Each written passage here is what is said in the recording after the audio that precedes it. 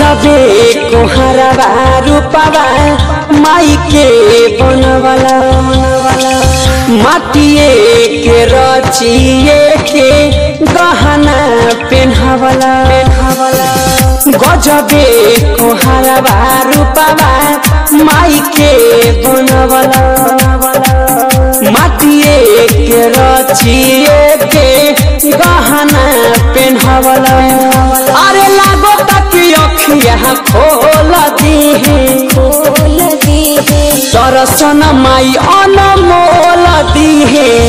मूर्ति से बोल दी दर्शन माई अनमोल दी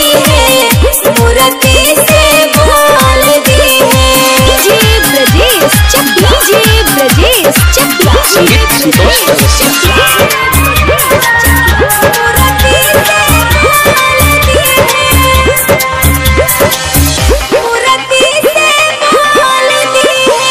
माई के दर्शन पावे खातिर सबके मनवा तरसेला देवता लोग बिचवरी डोलावे अंबर से खुशियाँ बरसेला अंबर से खुशियाँ बरसेला माई के दर्शन पावे खातिर सबके मनवा तरसेला देवता लोग बिचवरी डोलावे अंबर से खुशियाँ बरसेला अरे मनवा में भगवती घोल दी दर्शन माई अनमोल दी मूर्ति से बोल दी दर्शन माई अनमोल दी मूर्ति से बोल दी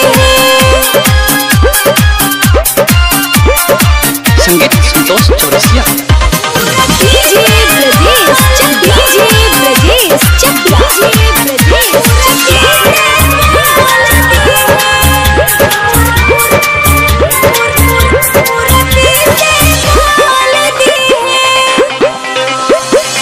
चांद सूरज ज्योति के राउर आगे होले फीका हो जब जब चमके राउर माथे के मन टीका हो माथे के मन टीका हो चांद सूरज ज्योति के राउर आगे होले फीका हो जब जब चमके राउर माथे के मन टीका हो अरे ससुराल मासूम के रोल दी दर्शन माई अनमोल दी मूर्ति से बोल दी दर्शन माई अनमोल दी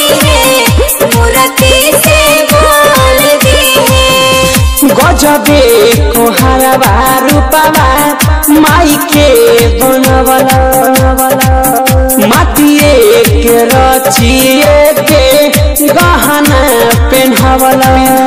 अरे लागो तक अखिया खोल दी दर्शन माई अनमोल दी